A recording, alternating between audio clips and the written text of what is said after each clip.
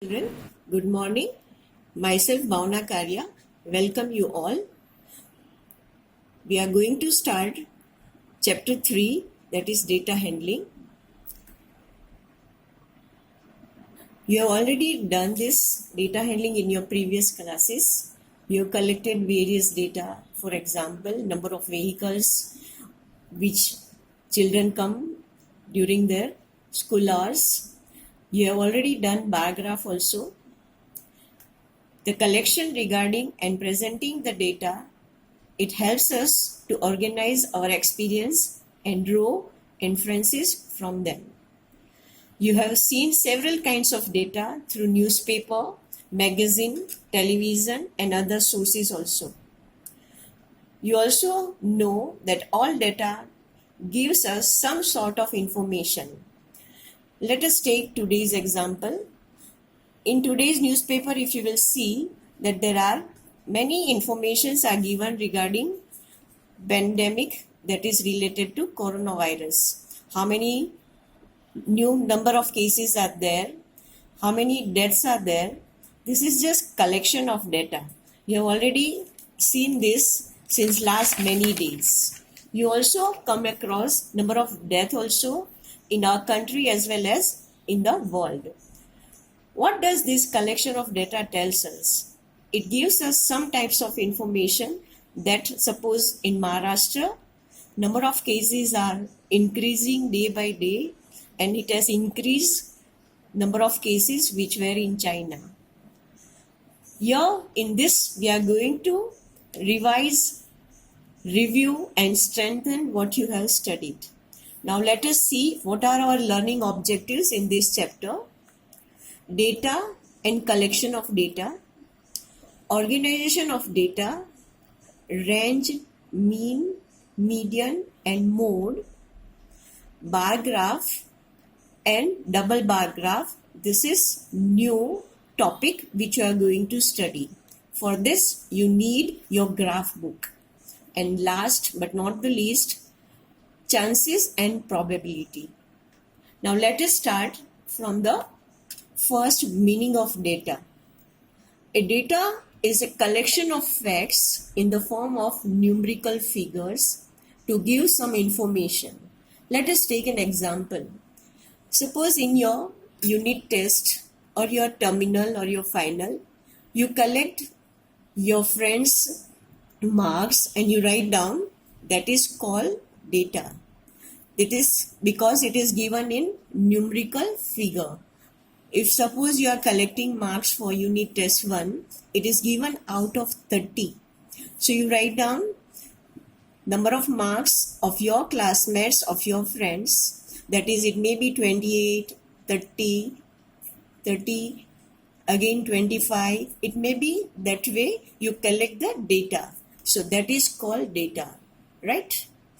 Now second is observation. Now you have written the marks of each individual student and that is figure. This figure is called the observation. You observe from this figure individual marks of each child. So this numerical figure is called observation. It tells you that who is getting how many marks. Next, frequency. The number of times a particular observation occurs in the data is called its frequency. Now, children, let me give an example.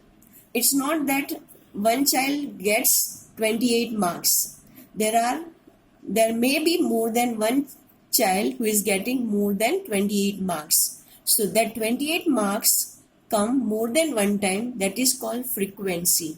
There may be 5 children who are getting 28 marks out of 30. So frequency will be 5. Data which you collect, you should keep it in mind, specific information for which the data you are collecting is needed for you. It is, suppose if you are collecting marks because you are interested to know that who is getting highest marks in which subject. So that is your data collecting in mind specific information. Let us take an example. Suppose there are 10 students who gave English Olympiad exam in a class. The result is noted by your teacher in the following ways. This is just the numerical figure. You can see there are 10 children whose marks are 23, 35, 48, 30, 25, 46, 13, 27, 32, 38. This is just a raw data. Why? Because you cannot get more information and you are not able to answer questions like maximum marks, minimum marks, out of which. So this information is the fact regarding the number of marks of a student in numerical figure. So it is a data. The data in this form is called raw data. The above data, if you arrange in ascending order, that is, it gives you more information than the above information which you are getting. So let us arrange this information in ascending, or you can do it in descending order. So according to ascending order, first lowest marks we start 13, then higher to that is 23, 25, 27, 30, 32, 35, 38, 46 and 48. So the above marks of 10 children are arranged in the ascending order. When you arrange in ascending order or in descending order, this information of data is called array data. Please remember, array data. Now that information is giving you the answers like maximum marks and the minimum mark. Still, this arranging the data in this form is not giving you much information. Now, we will arrange this information in tabular form. Let us write the name of the children who has appeared for the Olympiad exam and the marks which each child is getting in this order. Now you are getting much more prescribed information because you come to know number of children in your class who gave Olympiad exam, as well as out of how many marks this exam each child is getting. So this is much specific way to understand the table, and it helps you to give answers as and when you require. If you want to know which child is getting the highest marks, at once you can do it by referring this table. That is, Ashish is getting highest marks and Gopi is getting lowest marks. This type of information is giving you much more clear information. This is called tabular form of data arrangement. Now let us write the meaning of tabulation or presentation of data. A systematic arrangement of data in a tabular form is called tabulation or presentation of data. I hope till now it is clear to you. Let us go ahead. Now you have already done frequency table in your previous classes also. Same, we will do it again with one of the example. Let us know first what is frequency distribution table or frequency table. It's one and the same thing. A table showing the frequency of various observation is called frequency distribution table. Frequency means same number which comes more than once. We do the tally marks. I hope you remember in your previous classes you have already done that. Let us take an example. Suppose if you are given few digits, that is, organize the following marks in a class assessment in a table form. You are given these marks of different students: 4, 6, 7, 5, 3, 5, 4, 5, 2, 6, 2, 5, 1, 9, 6, 5, 8, 4, 6, 7. This is called raw data.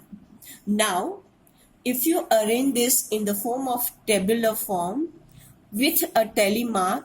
This telemark is frequency, which we write down in the next column.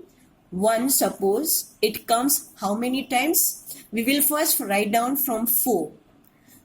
On the left side, we will start the column first, that is marks, that is observation, what you are going to observe.